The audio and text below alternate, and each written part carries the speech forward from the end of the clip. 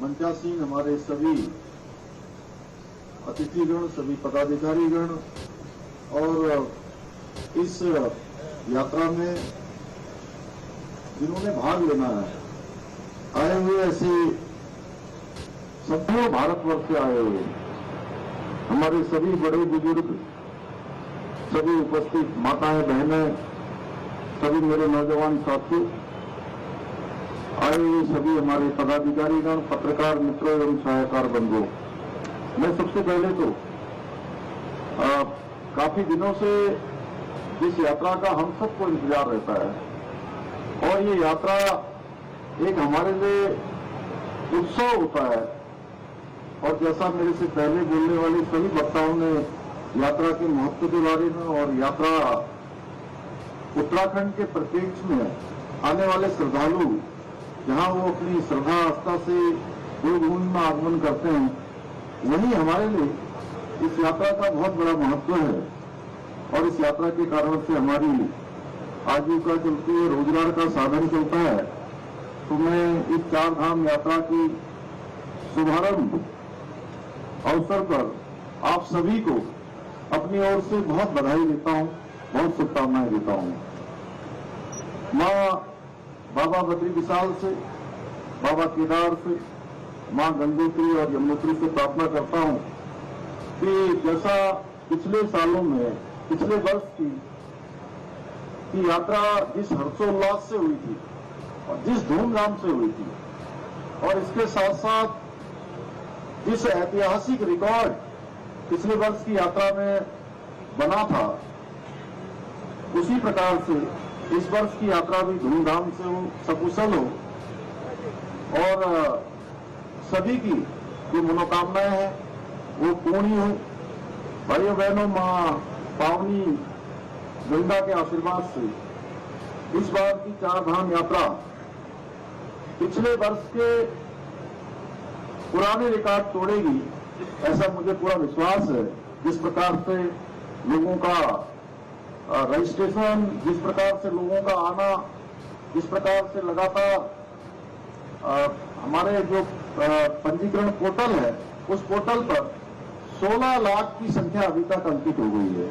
16 लाख लोगों ने अभी तक अपना पंजीकरण यहां पर करवा लिया है और हम आने वाले प्रत्येक यात्री, प्रत्येक श्रद्धालु की यात्रा सकुशल हो, उनके लिए सरल हो, सुगम हो और बिना किसी विघ्न बाधा के, बिना किसी परेशानी की हो। इसके लिए हम दृढ़ प्रतिज्ञ हैं और इसको लेकर इस बार हमने, क्योंकि चार धाम यात्रा जहां 2022 की संपन्न हुई, उस यात्रा के संपन्न होते ही हमने 2023 की यात्रा की तैयारियां प्रारंभ कर दी थी और इसकी तैयारियां मैंने स्वयं व्यक्तिगत रूप से लगातार बैठकों के माध्यम से, लगातार हर स्तर पर, जानकारी के स्तर पर और जितना भी हम अच्छा कर सकते हैं, जो पिछले सालों के अनुभव रहे हैं, जहां पर हमको कुछ और ज्यादा करने की आवश्यकता थी, उन सभी को ध्यान में रखते हुए यात्रा की तैयारियों को आगे बढ़ाया है।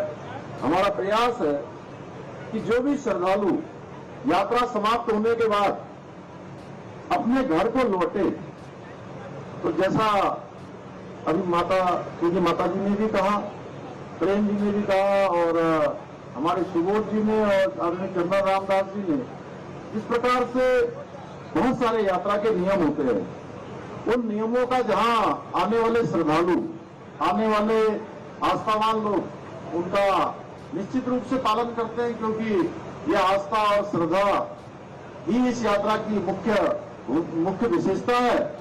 तो ये जब यात्रा समाप्त हो और देवभूमि से जब ये श्रद्धालु अपने लौटकर अपने घरों को जाए, तो उनको ये जरूर याद आना चाहिए कि उत्तराखंड देवभूमि के अंदर चार धामों के अंतर्गत यात्रा के दौरान उन्होंने जो भी समय यहाँ पर बिताया है, जो भगवान की आस्था और श्रद्धा में अपना समय लगाया है, वो दिन उनको हमेशा हमेशा अपने जीवन में स्वर्णिम दिन लगे, यानी कि उन दिनों की उनको हमेशा याद आए। इस प्रकार का कहीं न कहीं हम लोगों की तरफ से प्रयास होना चाहिए। वो किसी एक व्यक्ति का नहीं है। यात्रा में जितने भी लोग सहभागी होते हैं, मैं एक बात और कह सकता हूं कि देखिए यात्रा करने वाले लोगों के ऊपर तो भगवान की कृपा है ही है, तभी ना आप लोग आए हैं वहां से। भगवान की कृपा है कि नहीं है? बताइए जरा दोनों हाथ उठा के। क्या बात है, संदीप जी बहुत ढीले हो।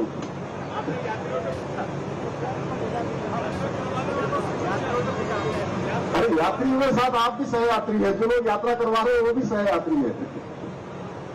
तो सबके ऊपर भगवान की कृपा है, और जो लोग यात्रा से जुड़े हैं, यह यात्रा को संपन्न करवा रहे हैं, यह यात्रा में अपना अंश मात्र भी योगदान दे रहे हैं, वह सब भी सहयात्री के नाते उनको भी उतना ही पुण्य फल प्राप्त होने वाला है जितना कि जो है हमारे यात्रियों को प्राप्त होने वाला है। मैं संयुक्त रोटेशन यात्रा व्यवस्था समिति का हृदय से आभार व्यक्त करता हूं कि उन्होंने जो विशाल संख्या में आने वाले श्रद्धालुओं की सकुशल यात्रा करवाने में सरकार का सहयोग करती हैं, और भी जितने भी संगठन, जितनी भी संस्थाएं इस यात्रा को संपन्न करवाने में अपना योगदान देती हैं, मैं उन सभी का अभिनंदन करना चाहता हूं, मैं उन सबका धन्यवाद करना चाहता हूं। और मुझे यह बताया गया कि इस यात्रा के अंतर्गत प्रदेश की 9 परिवहन संस्थाएं आती हैं जो श्रद्धालुओं को यात्रा संपन्न करवाने में अपना सहयोग प्रदान करती हैं।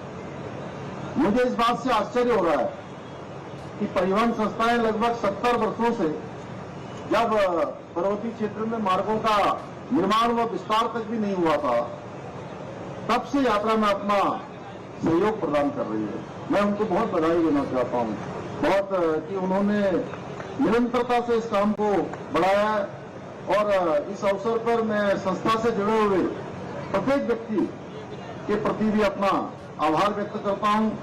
भाइयों बहनों, आज हमारे देश के यशस्वी प्रधानमंत्री आदरणीय मोदी जी के नेतृत्व में जिस प्रकार से बाबा केदार का जो प्रांगण है, आप सबको मालूम है कि 2013 की आपदा में वो प्रांगण पूरी तरह से क्षतिग्रस्त हो गया था। उसके पुनर्निर्माण का कार्य, उसके नवनिर्माण का कार्य तेजी से आगे बढ़ा है, और हमने ये लक्ष्य लिया है कि इस वर्ष 2023 दिसंबर तक इस काम को हम पूरा कर देंगे। इसके साथ साथ बद्री विशाल का मास्टर प्लान, उस पर भी तेजी से काम हो रहा है।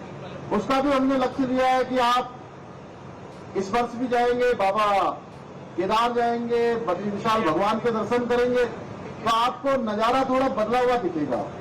यहाँ बाबा केदार का स्थान आपको नई केदारपुरी, भव्य केदारपुरी के रूप में दिखाई देगा, वहीं बाबा बद्री विशाल का भी मास्टर प्लान संपन्न होने की ओर जा रहा है, वह भी आपको नए स्वरूप में दिखाई देगा। सौंदर्यीकरण का काम वहां पर तेजी से चल रहा है। हेमकुंड साहब जाने के लिए भी आने वाले सालों में, अभी जो हमारे बुजुर्ग हैं, शारीरिक रूप से कमजोर हैं, उनको हेमकुंड साहब की यात्रा काफी कठिन होती है। 15-16 किलोमीटर की यात्रा है और 3 दिन 4 दिन लग जाते हैं। आने वाले समय में ये यात्रा आपकी कुछ ही घंटों में संपन्न हो जाएगी। मैं आज मां गंगा के इस तट से आदरणीय प्रधानमंत्री जी का धन्यवाद करना चाहता हूं कि उन्होंने हेमकुंड साहब जाने के लिए रोपवे का शिलान्यास कर दिया है, और गौरीकुंड से केदारनाथ जाने वाले रोपवे का भी शिलान्यास हो गया। आने वाले सालों में गौरीकुंड से केदारनाथ भी रोपवे के माध्यम से जाया जा सकेगा। इसी के साथ साथ गंगोत्री यमुनोत्री के सौंदर्यीकरण के लिए भी हम प्रयासरत हैं, और यमुनोत्री के लिए भी एमओयू हमने साइन कर लिए हैं। एमओयू पर हमारी सहमति बन गई है। आने वाले सालों में यमुनोत्री जाने के लिए भी रोपवे से हम यमुनोत्री भी जा पाएंगे।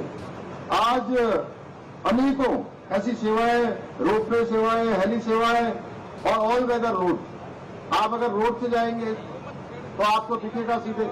यहां से आप ऋषिकेश से जब चलते हैं तो बद्रीनाथ तक पहुंच जाएंगे, आपको पता ही नहीं चलेगा। एक समय वह भी था, आप थोड़ा याद करिए कि ऋषिकेश से बद्रीनाथ जाना कई घंटों का, यानी कि 14 घंटे, 15 घंटे, 16 घंटे तक लग जाते थे। अब कुछ ही घंटों में यात्रा संपन्न हो रही है, और आने वाले समय में जब दिल्ली से देहरादून एलिवेटेड रोड, दिल्ली से हरिद्वार का हाईवे, ये पूरी तरह से इस कार्य का जब पूरा हो जाएगा तो और भी यात्रा सरल होगी, और भी यात्रा आसान होगी। हमारा प्रयास है कि ये सब जो हमारे श्रद्धालु हैं, पूरे देश दुनिया के लोग हैं, उनके लिए यात्राएं आसान हो, किसी प्रकार का जोखिम न हो। और हमने कल मॉक डील भी करी थी। मॉक डील चूंकि वो इसलिए करी थी कि अगर कहीं पर किसी प्रकार की आपदा की स्थिति आए, कोई कठिन स्थिति पैदा हो, तो वहां पर हमारे सभी अधिकारीगण, सभी एक दूसरे से काम करने वाले विभाग, उनका आपस में समन्वय रहे, पूरी तैयारियों के साथ रहे। इस बार चारधाम यात्रा से जुड़े हुए सभी विभागों से हमने कहा है कि वो जितनी भी अपनी संपूर्ण तैयारियां हो सकती हैं, वो संपूर्ण तैयारियां करें। किसी प्रकार की कहीं पर कोई कमी नहीं रहनी चाहिए, क्योंकि हम अतिथि देवो भव की तर्ज पर इस यात्रा को संपन्न कराना चाहते हैं। और आने वाले हर यात्री की, एक एक यात्री की हमें चिंता है।